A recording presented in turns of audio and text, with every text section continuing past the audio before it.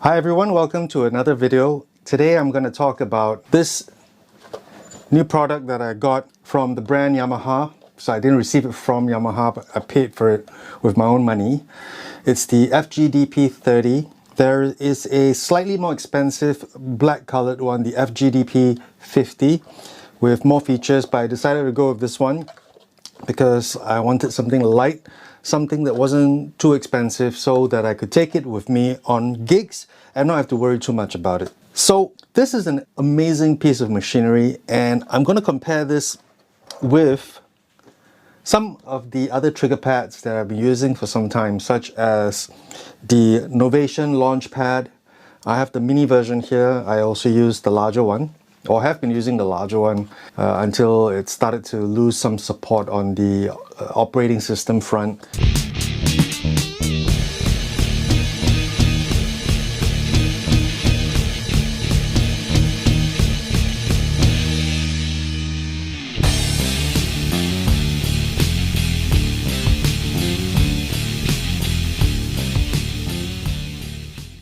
And this one is the only one that seems to work with a Macintosh. The Novation Launchpad that I originally got from some time ago, that's only working on Windows at the moment.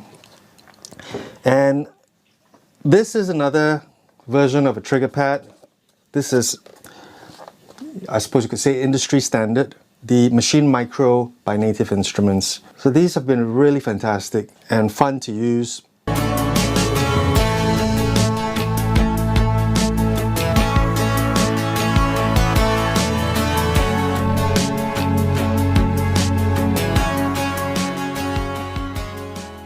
You can load up a drum kit onto the trigger pads. You can also load up different kinds of sounds like bass guitar, string instruments, wind instruments. It's really versatile and it's fantastic. This, on the other hand, does one thing very well, which is that it is a drum kit replacement if you are gigging in a venue that doesn't have a full drum set, or is just unable to accommodate for a full drum set. When you're using one of these, you would need a laptop and you will need software, which are additional investments, although of course the Micro will come with some software. And more likely than not, you probably want to bring in your own sound card as well, so you can have low latency audio performance on stage, because it's really annoying if you're hitting the drum pads and there's a bit of a delay that comes with it. So as I mentioned, this thing does one thing very well, which is that it is a drum kit. And so if I turn it on, I just press the power button and hold, and I'm ready to go.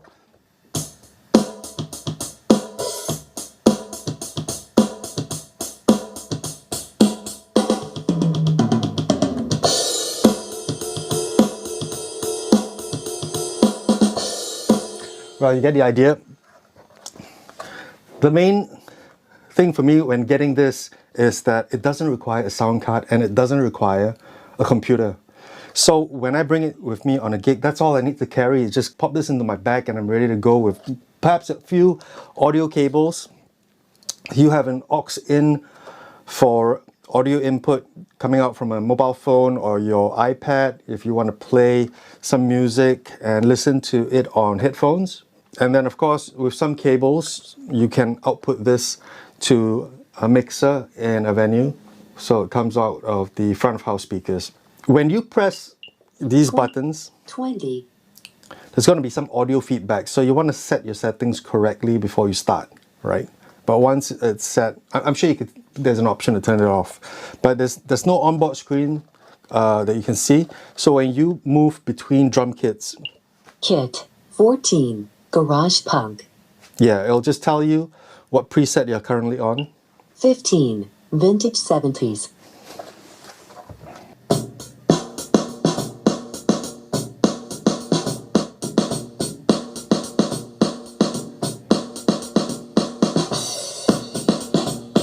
Right. 6 We've got some really good usable kits. That's not one of them. Metal.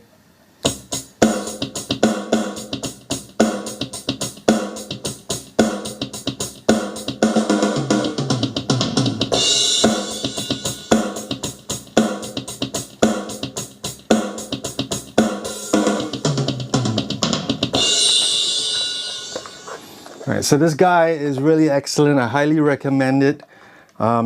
It's only 220 US dollars. I really wanted something that I could carry with me on a gig and not have to worry about it because it's expensive and, you know. The other difference is that most of the time when you're looking at the trigger pads here, they come with uniform trigger pads.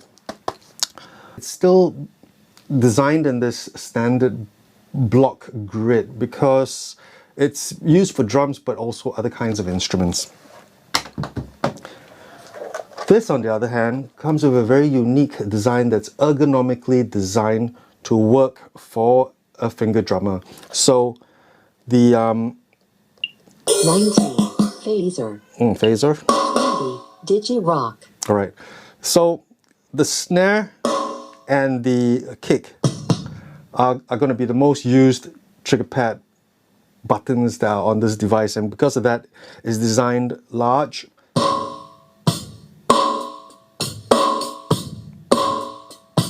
Very large profile. 21. And when you rest your fingers on it, it's just perfect. It's just perfectly designed. So, and when you run through the toms,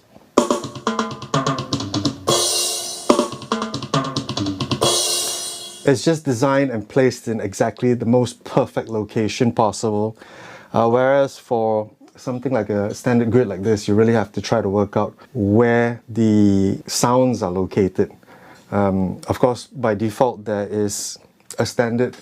Our kick is going to be in this location, snare is going to be in this location, hi-hat is going to be in this location, and most of the presets will conform to that depending on the product that you're using. The Yamaha FGDP-30 is just intuitively designed. So go get yourself one. You won't regret it. Thank you so much for watching this video. I hope it helps. I'll see you in the next one.